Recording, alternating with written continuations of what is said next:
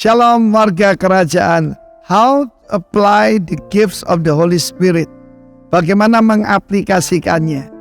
Pertama-tama saya mau sampaikan bahwa judul Kisah Para Rasul itu kurang pas ya. Seharusnya the acts of the Holy Spirit through the believer. Karena bukan cuma para rasul, ada yang bagian pelayanan diakonia seperti Stephen, seperti Filipus, through the believers. Jadi ada bagiannya Tuhan mengerjakan mujizat, kalau kita bagiannya adalah menumpangkan tangan dan orang itu sembuh. Tuhan Yesus sendiri berkata bahwa Sang Putra tidak bisa berbuat sesuatu sebelum dia melihat Bapa mengerjakannya. Sebab apa pekerjaan Bapa itu juga dikerjakan oleh Putra. Sebab Bapa mengasihi Putra dan menunjukkan kepada segala sesuatu yang dikerjakannya. Bahkan juga pekerjaan lebih besar, karena dia membangkitkan orang mati, maka Putra juga membangkitkan orang mati. Mari kita lihat dalam kehidupan Tuhan Yesus sendiri. Kita tahu beberapa kali dia membangkitkan orang mati. Saya memberikan salah satu contoh saja, yaitu membangkitkan putri Yairus dari kematian. Yesus mengatakannya itu tertidur. Jadi bagi Tuhan itu, dia sendiri mengatakan putra saja tidak bisa melakukan segala sesuatu, apalagi kita. Tapi ini rahasianya. Ketika dia pagi dan mencari wajah sang Bapa, Bapa berkata, putraku, raise up the dead. Begini caranya. Dan kemudian ketika dia memegang tangan daripada putri yang sudah meninggal itu, yang sudah dingin, sudah kaku, dan dia berkata, Talita kumi, anak perempuan, kukatakan kepadamu, bangkitlah. Dan anak itu membuka matanya. Dan dia duduk, dan dia bangkit. Orang tuanya menjerit. Dan Yesus berkata, berilah dia makan. Kita tahu bagaimana ada satu istilah lucu. Monkey see, monkey do.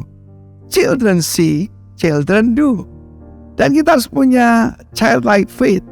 Bagaimana kita melihat, mengaplikasikan. Kita melihat dalam keempat Injil. Kita lihat the acts of the apostle yang saya katakan tadi. The acts of the Holy Spirit through the believer. Maka kemudian kejadian yang sama itu ditiru oleh 3 orang yang melihat apa yang Yesus lakukan. Petrus, Yohanes, Yakobus. Dalam hal ini Simon Petrus. Satu kali dia dipanggil ke rumah seorang wanita bernama Dorcas atau Tabita. Dorcas atau Tabita itu dalam keadaan sudah meninggal. Dan Dorcas ini meninggalkan begitu banyak kenangan indah. Dan semua orang menunjukkan pakaian yang diberi oleh dia, apa saja yang pernah diberikan, hidupnya jadi berkat. Rupanya tidak semua orang perlu dibangkitkan. Ada yang memang lebih baik meninggal saja. Tetapi Dorcas atau Tabita ini luar biasa. Petrus masuk ke ruangan itu. Dan dia ingat apa yang dilakukan Yesus. Pada saat itu dia memandang kepada Tuhan. Dia menyembah Tuhan. Setelah itu dia melihat kepada tubuh yang sudah tidak bergerak. Dia berkata, Tabita kumi. Tentu saja dalam nama Yesus. Sebab kita tidak bisa melihat satu mujizat apapun. Bagian kita adalah cuma mengusir roh jahat dan kuasa Roh Kudus yang melakukannya. Menumpangkan tangan dan orang sakit itu akan sembuh. Karena itu ada bagian Tuhan, ada bagian kita. Tapi camkan nama dengan Sang Putra. Putra tidak bisa melakukan sesuatu apapun kecuali melihat Bapa sudah melakukannya. Terpujilah nama Tuhan. Apply the gift of the Holy Spirit. Let His name be glorified. God bless you. Amen.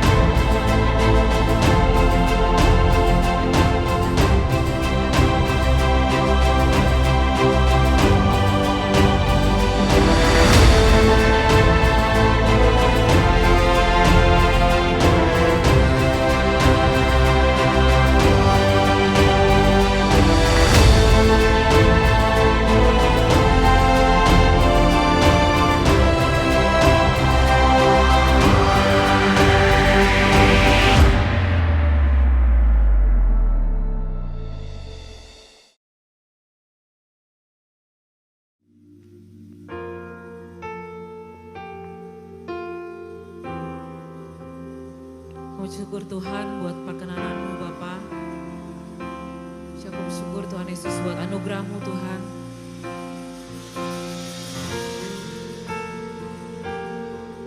Terima kasih Yesus, terima kasih Yesus. Kau dipuji, Kau yang disembah Tuhan.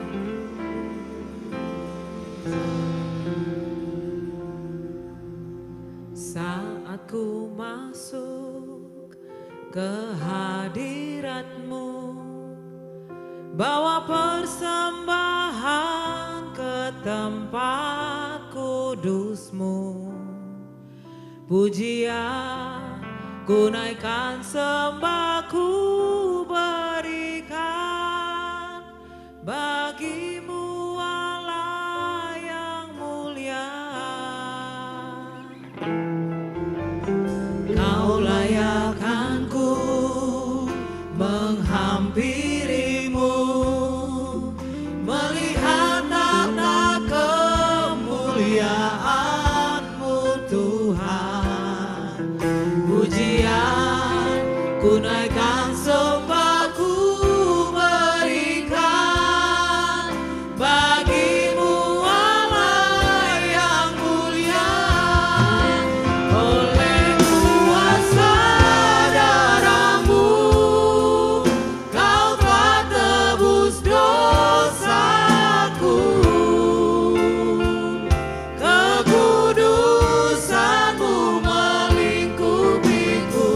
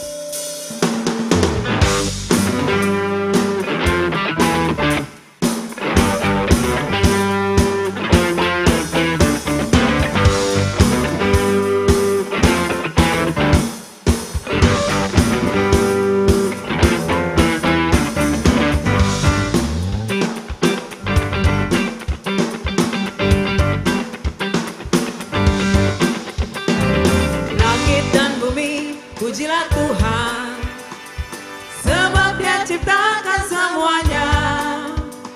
Keagungannya mengatasi langit bumi, sembah sujud di hadapannya.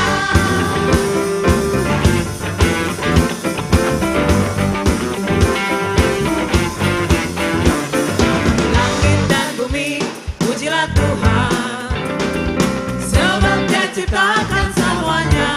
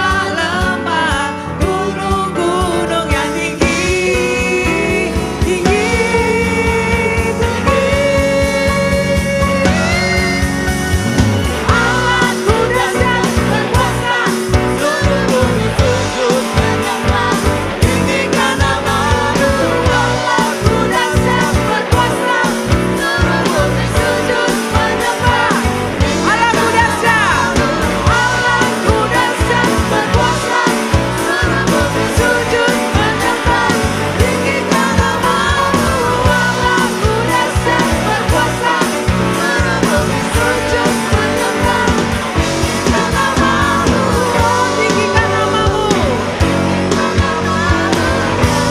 Amin. Tinggikan namamu. Saudara bagi Tuhan kita Yesus Kristus. Terima kasih Tuhan, terima kasih.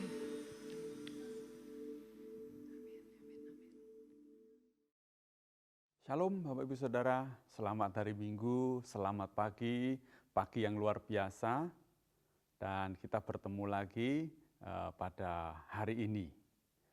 Sebelumnya kita berdoa bersama dulu supaya Tuhan pimpin kita dan kita mendapatkan berkat dan kebenaran yang nanti akan saya sampaikan. Mari kita berdoa. Bapa di surga, kami mengucap syukur untuk pagi hari ini Tuhan. Terima kasih atas berkat kasih kemurahan-Mu sehingga kami boleh menikmati berkat-berkat-Mu yang luar biasa. Saat ini Tuhan kami mau belajar firman-Mu, hamba-Mu yang sudah mempersiapkannya, kiranya Tuhan Engkau urapi hamba-Mu Tuhan. Tapi biarlah Engkau juga menginterpretasikan apa yang ingin Tuhan sampaikan kepada kami Tuhan, sehingga apa yang kami pelajari, apa yang kami dengar, biarlah menjadi rema dan menjadi penuntun atau petunjuk dalam hidup kami. Kami mengucap syukur untuk pagi ini dan kami mulai dengan ucapan syukur di dalam nama Tuhan Yesus. Haleluya. Amin. Baik saudara-saudara, ini bulan Maret dan kita masih masuk di dalam Empowering Grace, dan pada bulan Maret ini kita masih ada di tema yaitu Spiritual Gift. Khususnya adalah Applying Gift.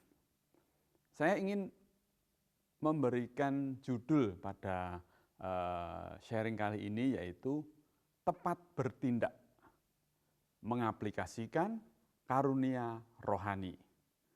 Dan saya ingin membacakan firman Tuhan yang sebagai landasan atau referensi pembacaan kita hari ini, yaitu dari 1 Timotius 4 ayat 14, 15, dan 16. Saya ingin bacakan, Bapak Ibu yang ada di rumah ya, silahkan juga membacanya.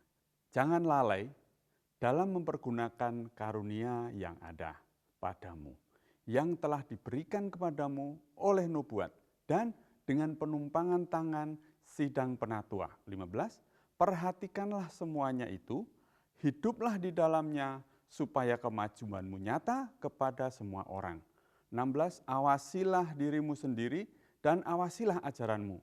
Bertekunlah dalam semuanya itu, karena dengan berbuat demikian engkau akan menyelamatkan dirimu dan semua orang yang mendengar engkau. Kita membahas mengenai applying gift. Tapi sebelumnya saya ingin mengupas sedikit mengenai applying. Applying adalah kata kerja transitif yang artinya to bring into action atau membawa dalam tindakan. Jadi di sini highlight-nya atau penekanannya adalah pada action atau tindakan. Maka sangat penting pemahaman bahwa tindakan itu adalah jembatan atau yang menjembatani antara angan, antara mimpi, antara harapan, rencana, dan kenyataan. Jadi antara angan-angan atau mimpi itu dengan kenyataan masih ada selisih atau ada gap-nya. Supaya itu terjadi, makanya ada jembatannya yaitu action. Ya.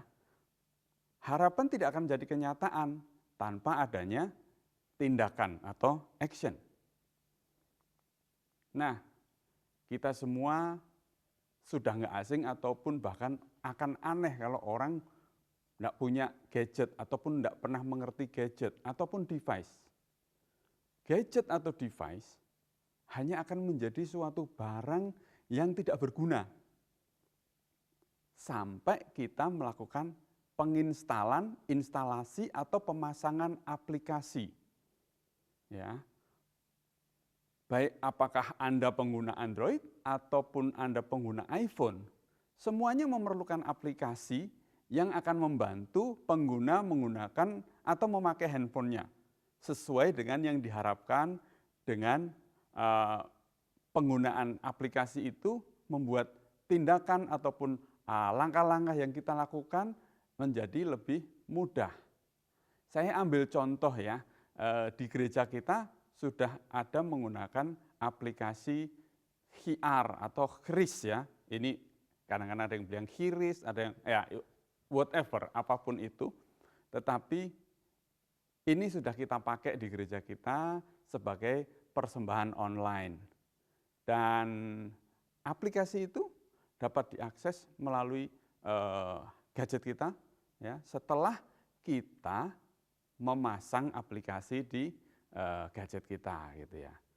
Dan aplikasi itu menjadi penghubung antara tabungan kita ataupun uang elektronik kita dengan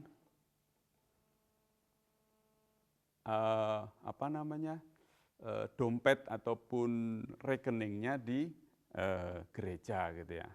Nah ini tentunya syaratnya ya harus ada tabungannya untuk di uang elektronik itu ataupun ada saldonya. Karena tanpa saldo itu ya transaksi nggak bisa dilakukan. Ya.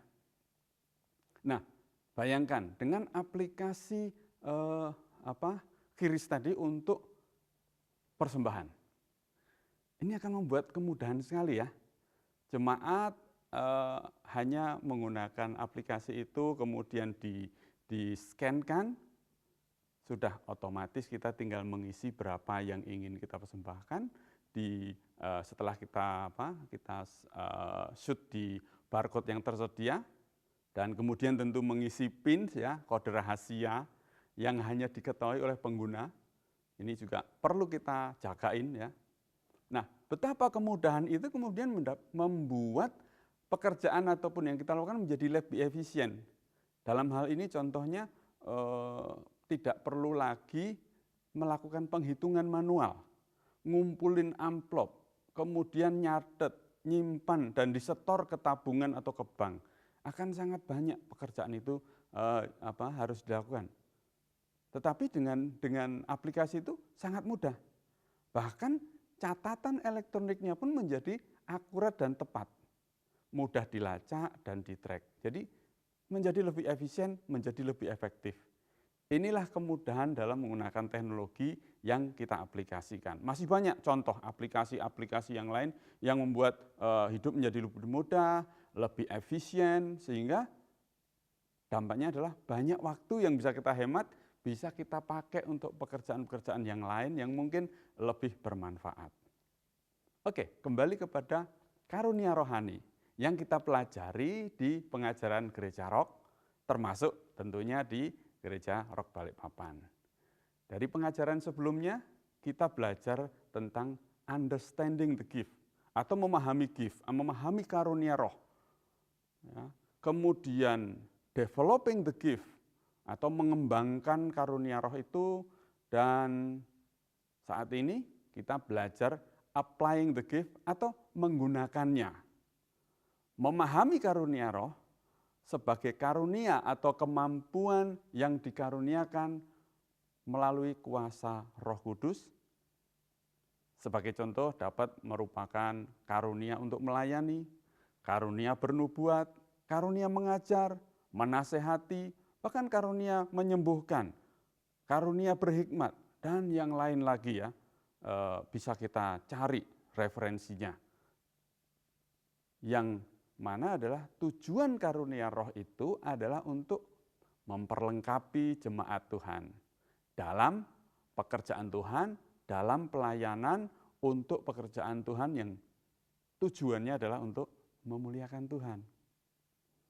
Ada juga contoh yang lain ya di Perjanjian Lama tentang karunia yang diberikan oleh Roh Allah, yaitu pada saat Bezalel dan Aholiab ya di imamat ya di kitab Perjanjian Lama, bahwa Musa berkata kepada orang Israel, "Lihatlah, Tuhan telah menunjuk Bezalel bin Uri bin Hur dari suku Yehuda yang telah memenuhinya dengan roh Allah, dengan keahlian, pengertian, dan pengetahuan dalam segala macam pekerjaan, yakni untuk membuat berbagai rancangan supaya dikerjakannya dari emas, perak, dan tembaga, untuk mengasah batu permata supaya ditatah, untuk mengukir kayu, dan untuk bekerja dalam segala macam pekerjaan yang dirancangnya itu. Dan Tuhan menanam dalam hatinya dan dalam hati Aholiab bin Ahisamah dari suku Dan kepandaian untuk mengajar. Ini keren banget ini. Jadi Tuhan memenuhi Bezalel dan Aholiab dengan roh Allah. Tuhan mengurapi mereka sehingga mereka ahli, mereka mengerti dan mempunyai pengetahuan. Bahkan juga diberikan kepandaian untuk mengajar, ngajarin orang-orang yang lain yang tentunya kan proyeknya Tuhan ini luar biasa besarnya. Sehingga mereka tidak mungkin atau tidak bisa bekerja hanya berdua saja. Di situ perlu bagaimana dia bisa mengajar. Kepandaian mengajar itu rupanya juga merupakan karunia dari Allah. Sehingga karunia rohani ini bukan untuk kepentingan kita. Ini perlu kita pahami nih ya. Bukan untuk kepentingan pribadi, tetapi supaya kita keluar untuk melayani sebagai alat untuk pekabaran Injil kebenaran dan yang membawa kepada pertobatan. Ya, karena Tuhan disenangkan karena adanya pertobatan orang berdosa.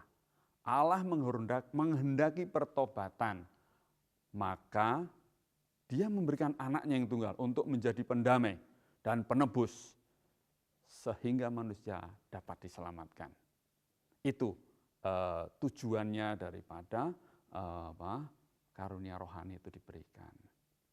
Kemudian mendevelop karunia rohani, sebagaimana karunia rohani itu diberikan supaya lebih efektif dan tepat. Ini bagian kita nih, setelah mendapat pengurapan bahwa kita mengajar seperti apa, itu harus didevelop, harus dibangun, harus dikembangkan, ya.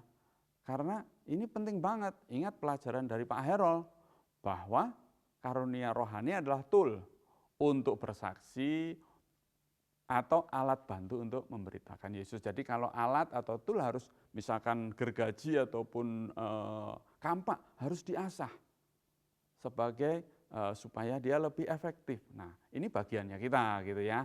Kemudian karunia rohani yang Tuhan berikan sudah tentu bukan tanpa sebab dan tanpa tujuan. Karena kita belajar dan kita percaya Tuhan kita adalah God with purpose.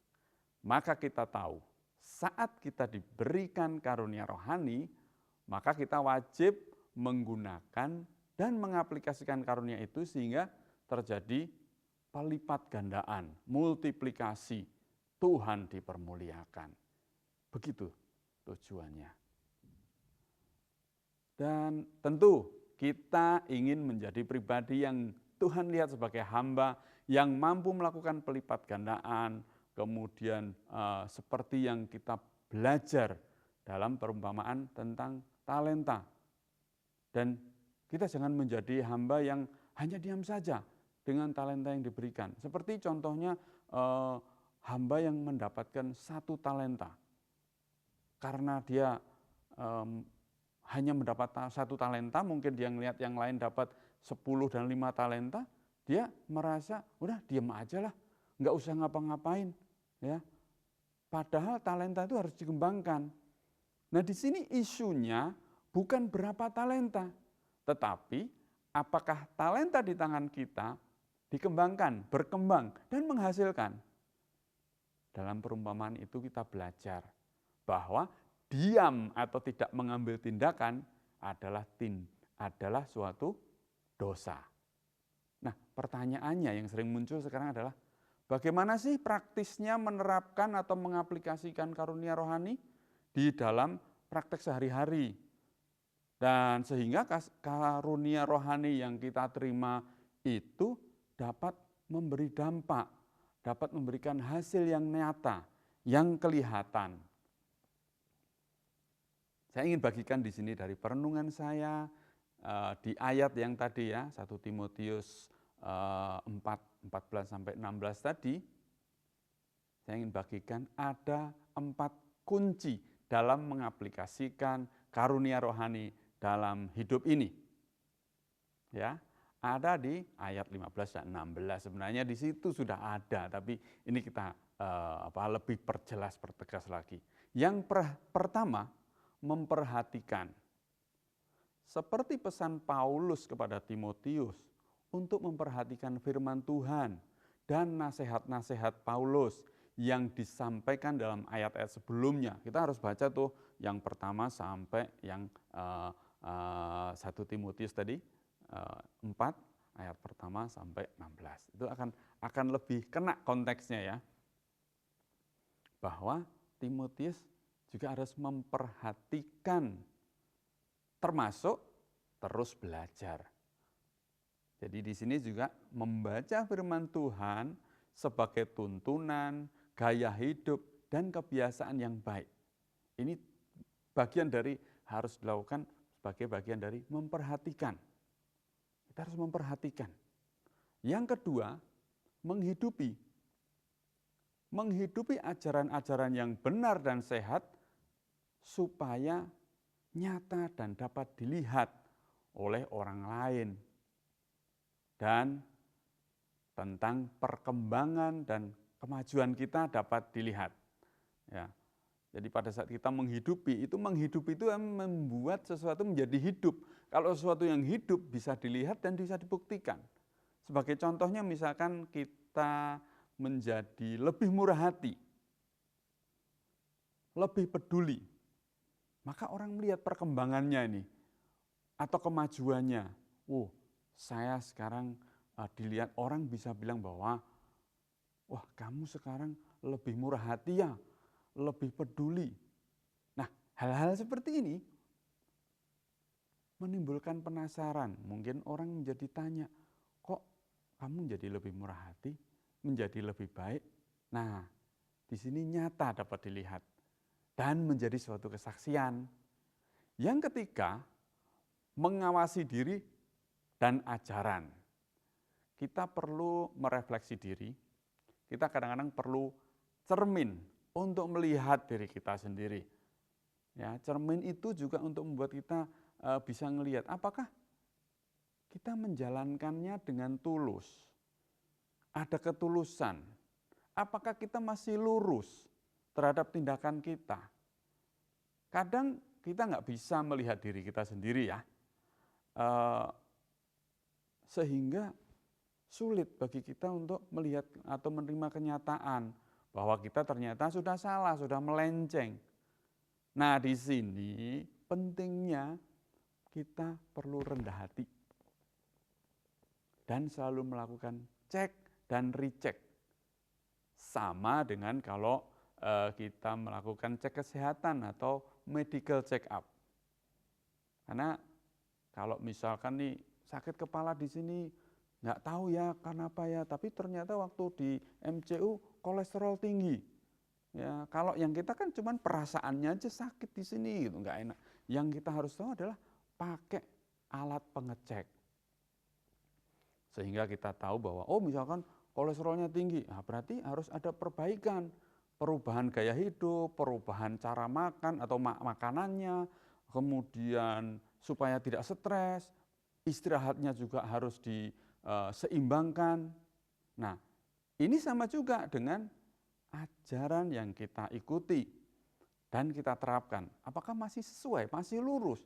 Jangan-jangan secara lambat laun kita sebenarnya menyimpang, cuman kita nggak tahu. Nah, ini yang bahaya, makanya kita harus mengawasi diri dan mengawasi ajaran kita yang kita belajar gitu ya. Yang keempat, bertekun. Kata bertekun dapat berarti melakukan dengan sungguh-sungguh dan terus-menerus atau konsisten istilahnya ya. Nah, ini kuncinya juga nih. Bertekun sangat berguna baik untuk kehidupan rohani kita maupun kehidupan sehari-hari. Karena dengan bertekun kita akan mendapatkan hasil yang luar biasa. Ini tidak bisa dipungkiri. Orang rajin, orang bertekun, orang disiplin, hasilnya pasti luar biasa. Nah, itu dia tadi 4 kunci atau 4 cara yang dari perenungan saya, bahkan sebenarnya itu ada di dalam firman Tuhan yang kita baca tadi. Sehingga dengan demikian kita dapat menyimpulkan kebenaran dari tindakan dalam mengaplikasikan karunia roh. Saya dapatkan ada 3 kebenaran paling tidak. Mungkin Bapak Ibu punya lagi untuk ya Ibu tambahkan lagi ataupun saya ngelihatnya dari sini. Nah, tapi saya ingin membagikan di sini bahwa kebenarannya adalah mengaplikasikan karunia roh itu dapat dilihat. Ya, pada saat mengaplikasikan harus dapat dilihat, harus ada hasilnya, harus ada buktinya. Ya. Mungkin di sini buktinya adalah dari perubahan perilaku ataupun bagaimana orang kemudian malah memberikan penilaian terhadap kita. Walaupun bukan tujuannya kita mau dinilai oleh orang lain, bukan. Tetapi ini adalah sebagai salah satu melihatnya saja bahwa ya benar dapat dilihat gitu ya. Kemudian kebenaran yang kedua adalah dalam mengaplikasikan karunia roh membawa kepada keselamatan. Ya. Baik keselamatan diri sendiri maupun keselamatan orang lain. Ya, sebagai contoh misalkan karena orang mendapat karunia untuk mengajar ke orang tentang kebenaran, orang jadi tahu kebenaran dan dia diselamatkan. Kemudian yang ketiga, memuliakan Tuhan. Ini sebagai tujuan dari kelengkapan roh, karunia rohani, kita pergunakan sebagai alat untuk memberitakan kebenaran Injil, membawa pada pertobatan, sehingga semua lutut bertelut, lidah mengaku, Yesus Kristus adalah Tuhan, dan kemuliaan bagi Allah Bapa kita. Saya ingin menutup sharing hari ini dengan satu kesaksian. Ini kesaksian dari keluarga, salah satu anggota keluarga kakak kami yang beberapa waktu lalu memberikan kesaksian. Ya, beliau menceritakan beliau sebelumnya mengalami banyak pergumulan di dalam keluarga, dalam hubungan suami istri, dalam komunikasi suami istri yang kemudian banyak tantangannya, banyak konfliknya yang harus dijalani semua ini. Puji Tuhan, dengan terus-menerus beliau mengalami pembaharuan dan perbaikan, tidak disangka-sangka ya. Beliau menceritakan ini, di akhir-akhir waktu terakhir ini yang beliau lewati di kantornya bersama timnya, ada beberapa orang yang anak buahnya atau timnya gitu ya, datang kepada beliau. Konsultasi, sharing. Nah, sharingnya apa? Konsultasinya apa? Cerita tentang persoalan-persoalan rumah tangga mereka. Itu. Nah, setelah beberapa waktu mendengar, ya, memberikan empati dengan sungguh, menariknya di sini, saudara saya ini tanpa sadar bisa dengan lancar membagikan pengalamannya atau juga memberikan nasihat-nasihat kepada anak buahnya itu, bagaimana dia membagikan apa yang harus dilakukan, kemudian apa yang mesti tidak dilakukan, ya banyak hal ya pasti di-share di situ. Singkat cerita, bahwa beberapa waktu kemudian anak buahnya ini ada yang datang ya kepadanya. Datang dengan kayaknya lebih semangat dan mukanya berseri gitu ya. Kelihatan senang. Dia cerita bahwa, Pak, saya nerapkin apa yang Bapak katakan itu, yang Bapak sarankan dan nasihatkan. Dan Pak, terima kasih ya, luar biasa. Ada perkembangan-perkembangan positif dalam rumah tangga saya. Istri saya dan saya menjadi punya hubungan yang lebih baik, lebih harmonis, dan saya merasa bahagia Pak. Gitu dia bilang, teman ini kan ke saudara kami itu. Ya, saudara, saya mengungkapkan di sini bahwa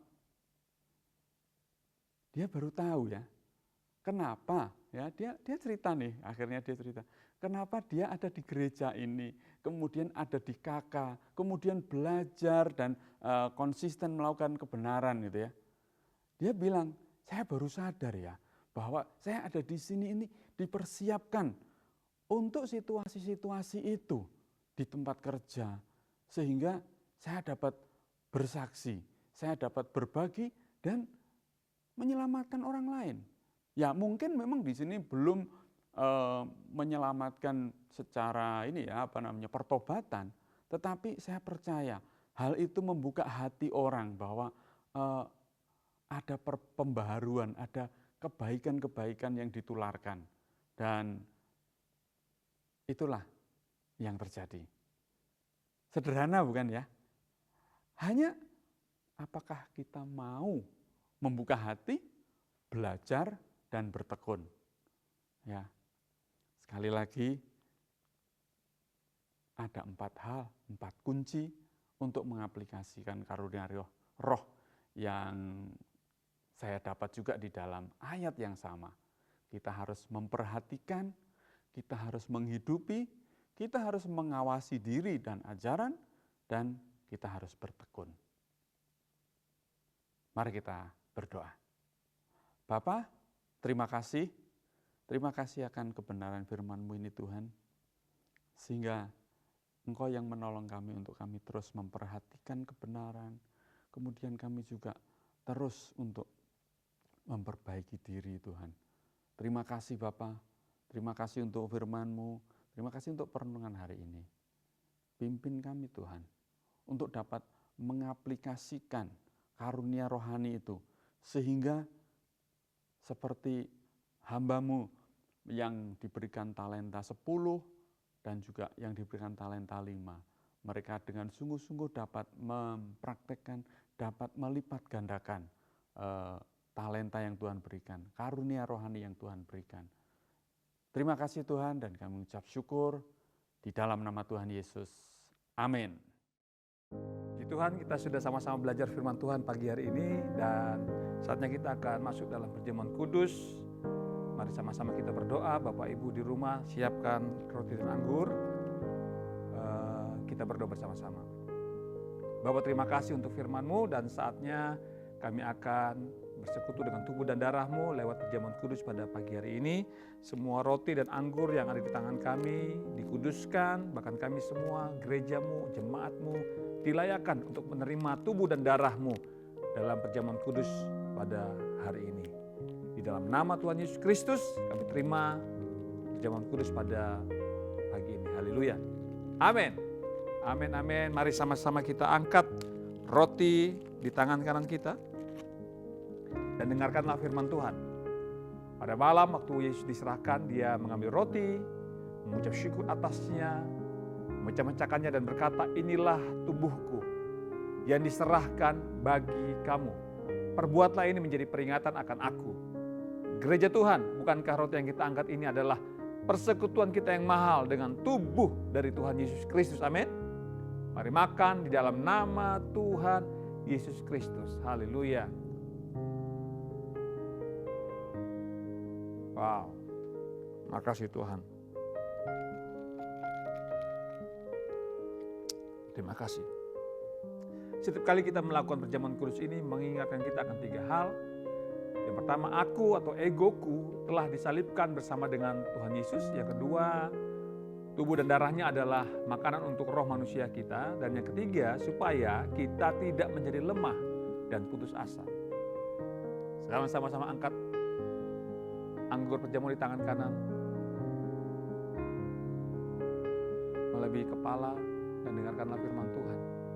Kemudian Yesus mengambil cawan, mengucap syukur atasnya dan berkata, ini adalah cawan perjanjian baru yang dimeteraikan oleh darahku. Perbuatlah ini menjadi peringatan akan aku. Gereja Tuhan bukan kacauan yang kita angkat tinggi, ini adalah persekutuan kita yang mahal dengan darah dari Tuhan Yesus Kristus. Amin. Kita percaya, saya percaya bahwa darah Yesus sanggup memulihkan, menyembuhkan sakit penyakit kita. Mari minum dan terimalah kesembuhan, terimalah pemulihan dari Tuhan. Dalam nama Tuhan Yesus Kristus. Haleluya.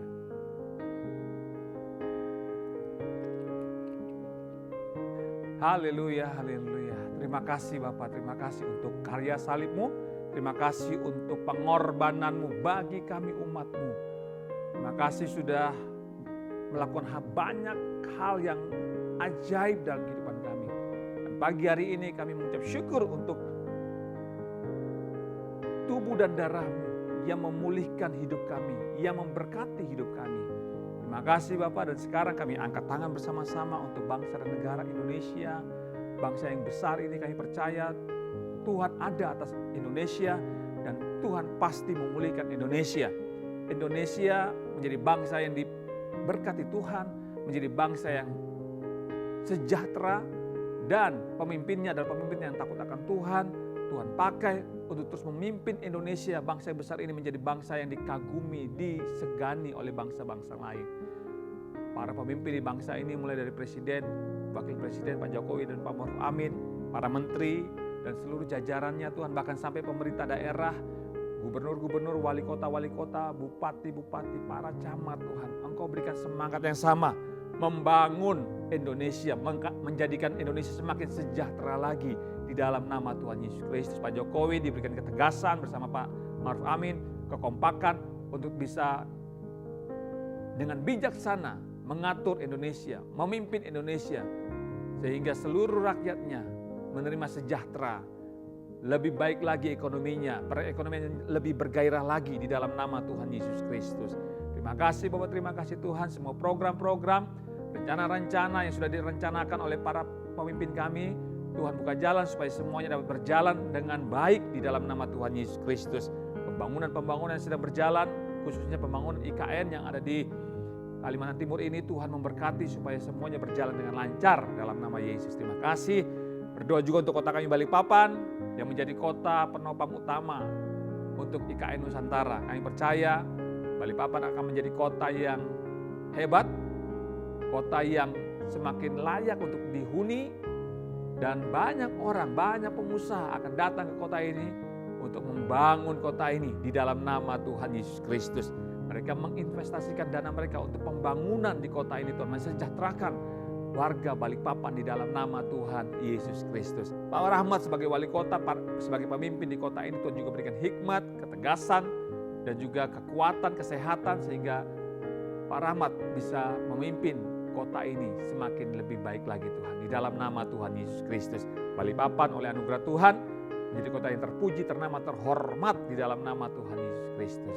Terima kasih Rock Gateway, kami angkat tangan bersama-sama, kami percaya semua proses-proses pembangunannya berjalan di dalam nama Tuhan Yesus Kristus.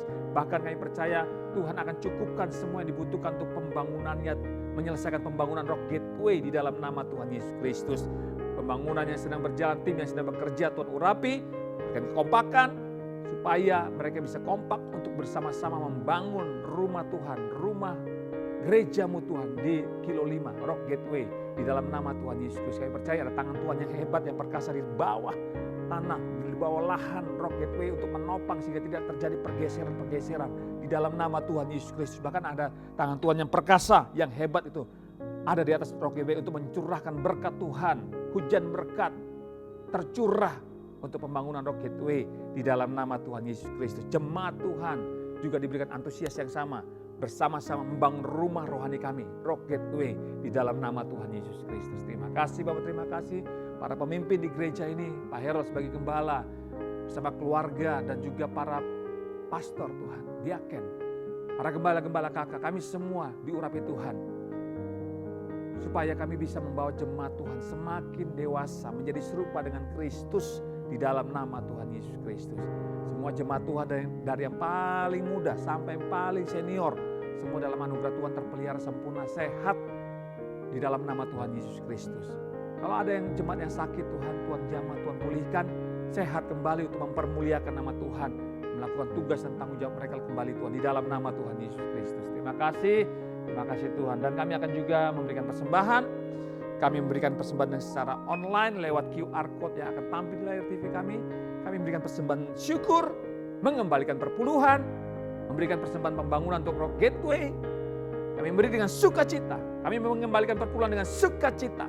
Karena kami sudah diberkati Tuhan di dalam nama Tuhan Yesus Kristus. Terima kasih Bapak, terima kasih. Kami percaya bagi yang menabur pasti menuai di dalam nama Tuhan Yesus Kristus. Terima kasih. Sekarang mari sama-sama jemaat Tuhan. Angkat tangan, arahkan hatimu kepada Tuhan.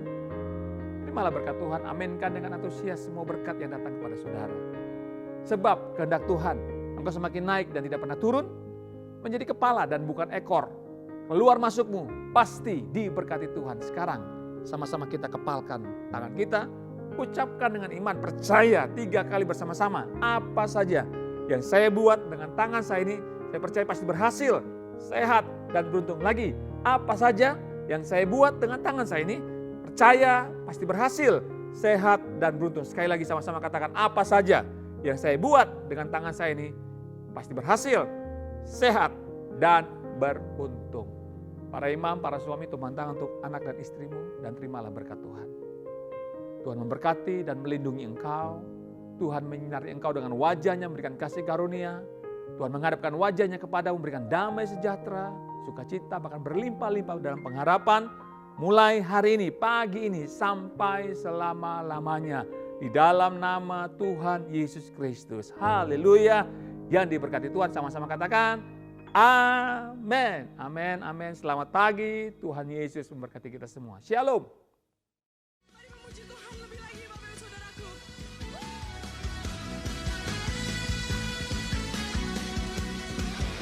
Tuhan Yesus baik dan teramat baik, amin.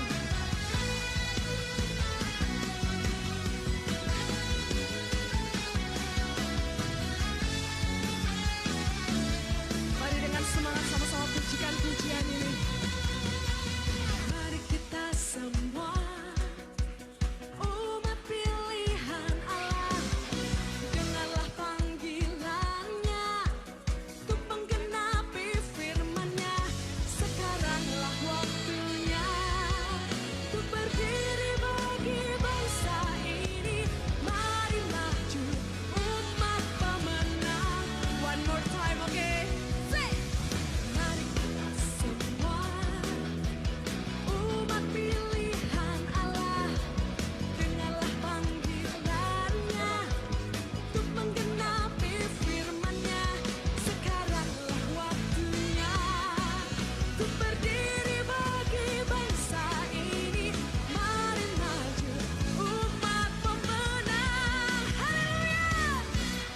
Kan bangkit, nyatakan kemuliaan-Nya. Bukan bangkit, nyatakan kebesaran-Nya. Sampai setiap lutut bertelut, semua lidah mengaku, Yesus Kristus Dialah Tuhan, Raja segala raja. Dialah Raja. Haleluya! Ya Raja kita yang hebat. Untuk itu bertepuk tangan bersama-sama. Come on. Mari dengan sukacita kembali kita sama-sama pujikan. Mari kita semua umat pilihan Allah. Amin. Dengarlah panggilannya untuk menggenapi sekarang. Sekaranglah waktunya untuk berdiri bagi bangsa ini.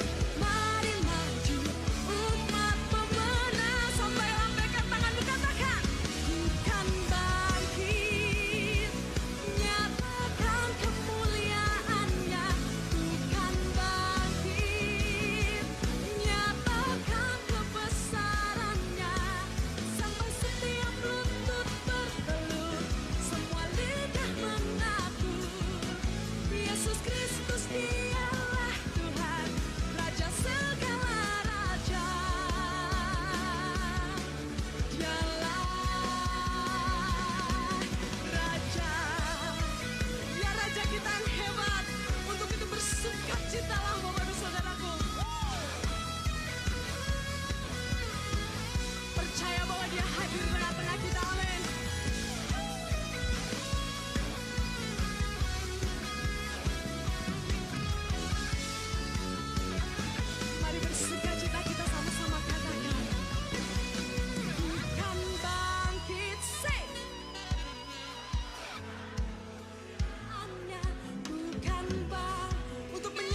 kebesaran-Mu Tuhan.